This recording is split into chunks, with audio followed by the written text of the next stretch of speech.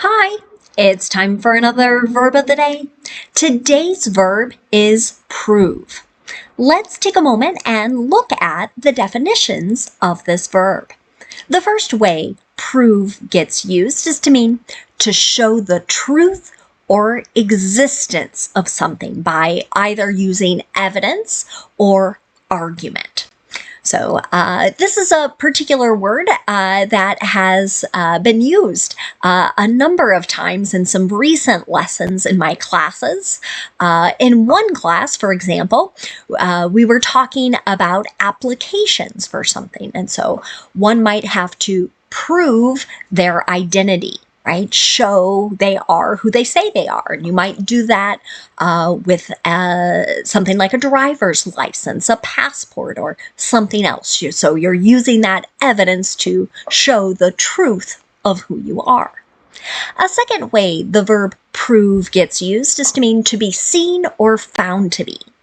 So many times after prove, you might see something like to be and then an adjective, right? And so you might hear something has proved to be a success or a failure, or has proved to be very difficult, right? And so it really means it has been seen or found to be those particular qualities. A third way the verb prove gets used is to mean to show one's abilities or perhaps even their courage. So with this third definition, you're most likely to see reflexive pronouns used. I think I've got some examples of this later, but I know when it comes to articles or stories about athletes, you might see things like, she has proved herself to be a great, right? And then something that describes whatever sport that person happens to be competing in. Now, a fourth way, and it might sound a little funny, but you can hear the verb prove used in baking, and it's when dough rises, right, or kind of increases in size and volume. So if you happen to be a baker, you might encounter that fourth definition, but for those of us who do not regularly bake, I think you're going to be more likely to see and hear the verb used in one of the first three ways. Now, you should know that prove is an irregular verb. To make the progressive form of this verb, you need to drop the E before you add ing to form proving. The past tense form of this verb can be made by adding D, since this verb already ends in an E. Our base verb prove ends with a voiced V sound, and this means that the ed ending is going to make just a D sound. And I'm not going to add an extra syllable as I say it. So it should sound like this: proved, proved. Okay. Now, what makes this irregular is we have a spelling change for our participle form of the verb. The participle form is pronounced proven, proven. Okay. Let's move on and look at a couple phrasal verbs that you might encounter. One is to prove oneself as.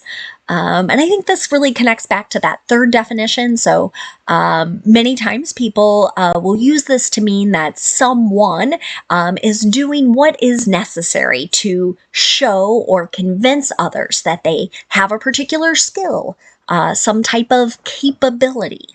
An example of this might be, she's proven herself as a great team leader. So herself is a reflexive verb. And again, this phrasal verb, I think you'll see many reflexive verbs used with it.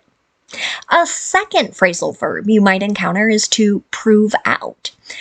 This means that something is either showing or something will be shown to be accurate, true, or satisfactory. An example of this might be, the company proved out a new concept for 3D printing. So what this sentence is suggesting is someone had a particular idea, And maybe it's taken some experimentation, some tests, but now they have it, right? They can show us they have this new concept or this new way of doing a particular style of printing. Now, let's move on and practice using our verb of the day in a couple different verb tenses. Today, we're going to practice the present perfect and the simple future with a focus on will. Let's start with the present perfect. We use this verb tense in a couple different ways. One might be to describe something that happened in the past, but at an indefinite point. Right? So this would be where I don't have a time signal like yesterday or a particular date in the past. I just know it occurred at some point in the past. A second way the present perfect gets used is to describe an action that started in the past and is continuing into the present. You may notice the present perfect has two P's in its name, and that should help you remember you're going to need two parts to your verb. If your subject is I, you, we, or they, you're going to make your verb by using have and then our participle form of the verb. But if your subject is he, she, or it, you'll use has and then the participle form of our verb. Let's take a look at the affirmative example. He has proven that he is able to have difficult conversations with compassion. So here, that might be there. We have evidence. We have the ability to see that this particular person, maybe it's a boss, a supervisor, someone of that nature, has established or has had some difficult conversations, yet been compassionate to others. If I want to make a negative present perfect sentence, then I need to insert not after have or has. Still going to use the participle form of my verb. You might also hear the contractions haven't or hasn't. An example of this. You just haven't proven your case. Might be a sentence we hear a judge say, or maybe opposing counsel in a court of law. It's another place we hear prove used quite often in connection to legal matters. Finally, let's talk about making a yes or no question in the present perfect. To do this, I start with have or has. Whichever form matches my subject, that subject comes next. Then we're going to use the participle form of the verb. Here's my yes or no question example. Have the school board members proven their commitment to students? So we're back to that kind of showing the truth of something, providing evidence. Right? So many times people might say, I want to see someone's actions, not their not just their words, in order to prove or show the truth of something. Now let's move on and talk about some sentences and in the simple future. There are three ways we can make sentences in the simple future. Today we're going to focus on making sentences with will. Will is very common when we make predictions for the future. You might also hear it with promises and offers. It's a little less common with plans, but you might still encounter it there. The nice thing about using will in the simple future is that our structure is going to stay the same no matter what our subject is. So in the affirmative, I'm going to have my subject, my person, place, or thing. Right? Then I'm going to use will and then the base verb. No special endings here on the end of the verb. An example in the positive or affirmative might be, the progress of their young players will prove critical for the team. Okay? So this might be someone's prediction for a particular sporting team's season, right? How are all of their younger or newer players going to do? Let's talk about making negative simple future sentences. To do this, I start with my subject, I use will not, and then the base verb. You might hear the contraction won't, and then the base verb. That's fine as well. It means the exact same thing. Let's take a look at another example.